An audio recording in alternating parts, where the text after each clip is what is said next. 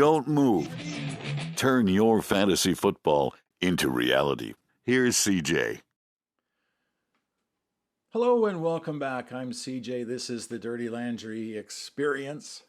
And there's a reason why I'm wearing the Canucks shirt today. We're going to be talking about rebuilding.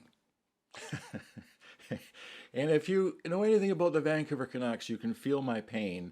We've been in the National Hockey League for 55 years or so, and this is year 53 of our rebuild. Next year is our year. But in fantasy football, rebuilding doesn't have to take forever.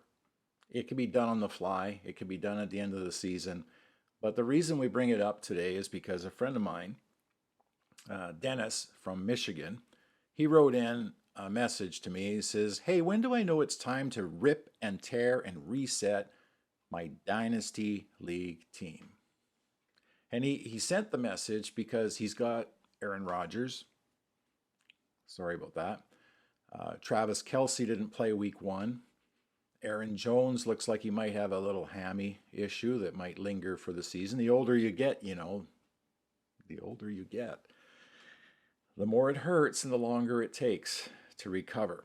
So Cooper Kupp is also on his team. So I said to him, well, I don't know that there's any right time or wrong time to rebuild, but if you look at it in a positive way, Kelce is still going to get you points. Aaron Rodgers will still get points, Aaron Jones will still get points when he plays. Aaron Rodgers will get points next year for you. You're not going to get anything for him trading him now. Cooper Kupp, if he comes back and LA keeps playing strong and he has a 200-point game, there you go. Now, but rebuilding is kind of an art form. I've done it, and I don't like ripping a team apart to do it. I like to look at the positives that are on that team, and I like to try and rebuild on the fly. Not tanking. I'm really not in that. I don't like tanking, but the rebuilding, making the playoffs. Just make the playoffs, anything can happen. You just look at your standings sometimes, and you'll see a team that has the 6th amount of points scored during the year, and they're in first place. A friend of mine, I call him the Bear, a couple of years ago, didn't make the playoffs. He had the highest scoring team in his fantasy league, and he was 8th out of 10 teams. So how does that guy not make the playoffs and win the league championship? And should he rebuild his team because he finished 8th? No. So you have to look at what you really have there. I had a team last year that should have won. It won the year before, but they had that 1 week where all the superstars like Adams and Hopkins and so forth got like 10 points combined, and I lost by 5 in a semifinal. I finished 3rd. So, but that team there was getting old, and I needed to do something to bring in an influx of guys and still be able to win. So in the off season, I did the unthinkable. I did this. Now you look at that trade. Look at all those first-round picks and second-round picks and what I was able to do with my roster with those picks. Now, by trading Herbert, though, it was a smart thing to do because I have Joe Burrow, Derek Carr, I have Jimmy, I have Danny Jones, and with one of those picks, I was able to get Richardson.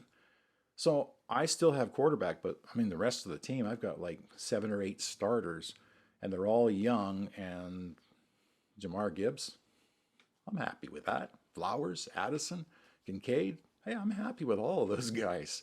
So by trading the one guy, I managed to basically rebuild an entire team.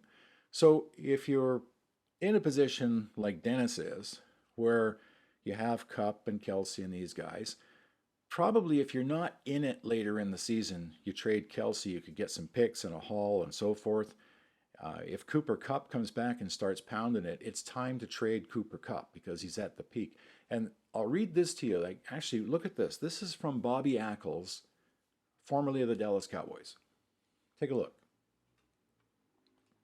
You see there, the problem with a lot of coaches and GMs, they fall in love with their players, and rightly so. The key is to catch the players just as they're about to decline and deal them then. The worst thing you can do is wait till a player is past his prime before replacing him. And Bobby Ackles, in case you don't know who he was, He was. Yes, he's passed away since. But he's in the Canadian Football League Hall of Fame. He did work for the Dallas Cowboys for a number of years as well. He was one of the ones that was instrumental in the trade of Herschel Walker. I mean, they got back 3 first-round picks, 3 second-round picks, a third-round pick, and a sixth for him. Basically, he turned the team into 3 Super Bowl champions and the best team, a dynasty of the 90s, and just by making the one trade. So you can do that too, but that's how you rebuild. You don't have to tank. You don't have to throw them all away. You can just take one of your players or 2 of your players and bring in a haul for those guys. And the best time to get the haul is right before the playoffs at the trade deadline to the guy who wants to win and maybe sitting in second place and needs something badly. He's the guy that'll overpay for your guys and allow you to rebuild quickly and get back into contention either this season or at the very worst next. No need to tank. Don't do that. It's bad. Tanking is bad. Rebuilding is fun. Okay? I'm CJ. That's the Dirty Langer Report. Please subscribe, please like, and send questions. Maybe we'll do an entire show for you just like we did for Dennis. Enjoy your day. Thanks again for watching.